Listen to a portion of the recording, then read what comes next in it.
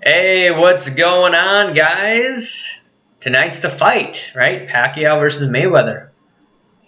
My take is Mayweather is going to win based on probability. The only way that Pacquiao is going to win is if he uses the speed. That should be interesting to watch tonight, though.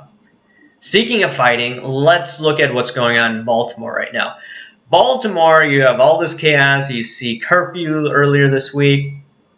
The Orioles-White Sox game was closed off. The public wasn't allowed to go, which was really screwed up, by the way.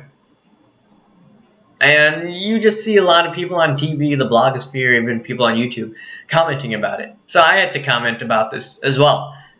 So there's a large group of individuals, especially in the inner cities, that distrust the police, which totally makes sense, right? If they see sometimes what they feel as the police ganging up on them, okay, they may blame it on the police. And my take on the police is that, hey, guess what? We have had a police state since 9/11, which has grown out of control, and as a result, we're losing our civil liberties. But in this particular case, and if you want to look at cops in general, the cops have a difficult situation. In inner cities, it's obviously a tough environment to manage. If you have young teenagers who don't have fathers, don't have a solid foundation in the family, running wild, how are the police officers going to defend themselves? Now you have to ask yourself that type of question. So I feel for these cops who have to go into these neighborhoods and have to be careful of not being labeled a racist, even though they may be the same skin color as these individuals or being an evil cop. So it's a tough predicament for these cops in general. But on the other hand, there are instances where the cops do abuse their power, and which I don't like at all. So those individuals always complaining about the cops, they're wrong. And those individuals always praising cops, well, there are instances where they do abuse their power. And it's not only white on black. It's white on white, black on black cops. You could go on and on and on. But the story that is missing from this is, why is there chaos in the inner cities? Why are there so many problems? Some people may say, hey, it's because of racism, right? Racism is the reason that it's keeping all these individuals down. I don't buy that whatsoever. The reason why there's so much chaos in the inner cities is because of progressive policies. If you want to go back to the 1960s, actually go back to the 1930s. That's when the welfare state came into existence. During that time frame, FDR and his administration, they were shrewd enough to realize that, you know what? We could only give welfare to individuals who are helping themselves out, not to these mothers who have kids out of wedlock and the father runs away. We're not going to give welfare to them. The FDR administration did a decent job in that regard. But now the welfare state is way out of control. And you could blame the LBJ administration in the 1960s. What happened there was that if you were a mother and you spread your legs before marriage and you got knocked up and the father ran away, you were eligible for welfare money. So in essence, the government became Big Daddy. Big Daddy gave welfare to this slut that got knocked up before marriage. And as a result, slowly but steadily, since the 1960s, you've seen the breakdown in the inner cities.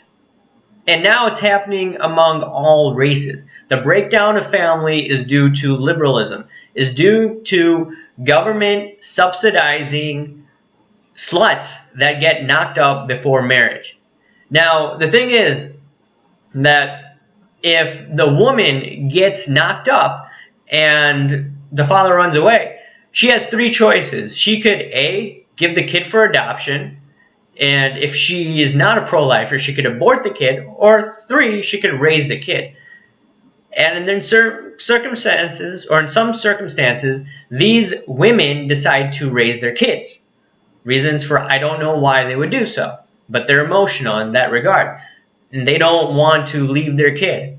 But if you leave or if you raised a kid in that type of environment where the dad is not there, you don't have a good paying job, in addition to that, you have a chaotic environment, the kid's going to fail, or it has a high probability of failing.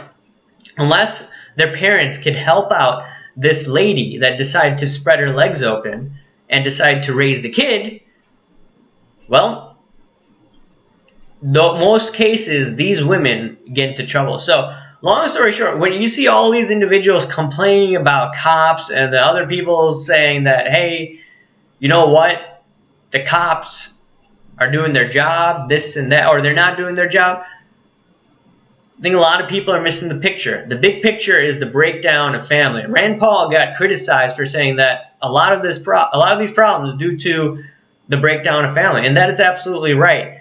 And what really upsets me is that you have these ultra left-wingers promoting all this welfare, this and that, for individuals who are not helping themselves out in that regard. Some of them may be helping themselves out. They may be trying to correct the wrong. But in essence, if you are promoting irresponsible behavior on the government's part, then guess what?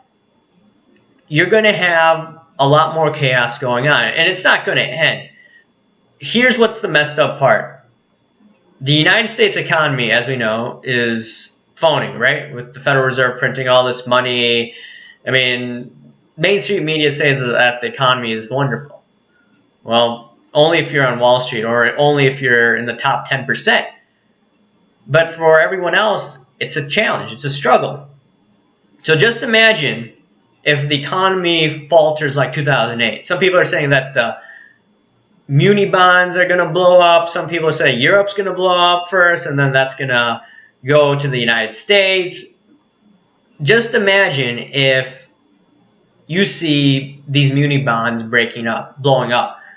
I mean, a lot of people are talking about that in 2009, 2010, but we're almost at the end of the business cycle, in my opinion. So you look at cities like Chicago, if you look at New York, if you look at LA, this goes on and on and on. Just imagine if Baltimore happens in those cities when the economy is going down. That won't be a fun time living in the city. But hopefully that doesn't happen.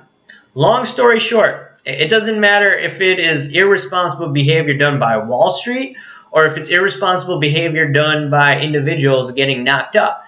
That type of behavior, we should not be providing welfare for those individuals whatsoever.